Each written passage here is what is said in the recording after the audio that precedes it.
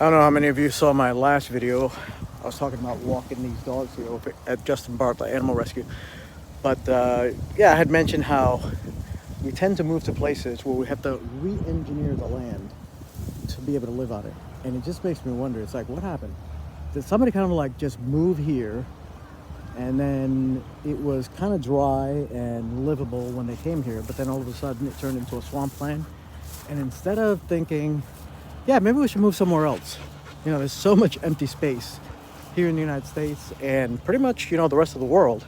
I think cities only occupy something like 3% of all the land throughout the entire planet.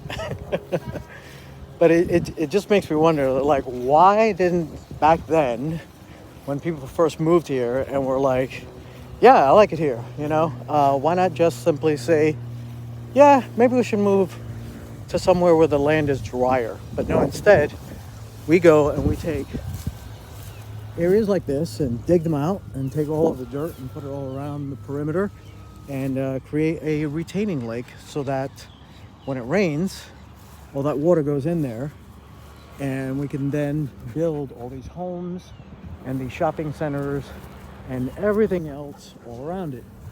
And it's like, okay, why not just move to somewhere, where you can, and it's kind of like living here in South Florida these days. People look at the homes and go, oh, it's $1 million to live here. Or in New York, it's $2 million to live here.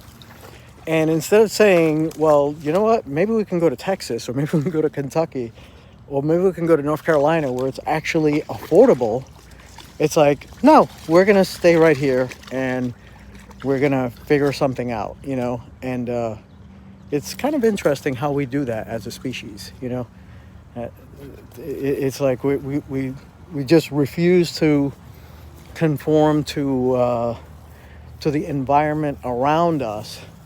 Instead, we want the environment around us to conform to us, And I'm wondering, like, is that a strength?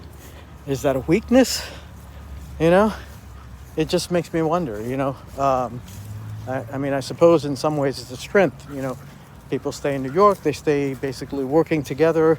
They come up with things like the Manhattan Project and so on and so forth, Definitely people working together can achieve some amazing things, But we've achieved amazing things out in the middle of nowhere too, like the Hoover Dam, That wasn't so much about re-engineering the environment around us, though to some extent it was, because they did it because of all of the flooding and everything in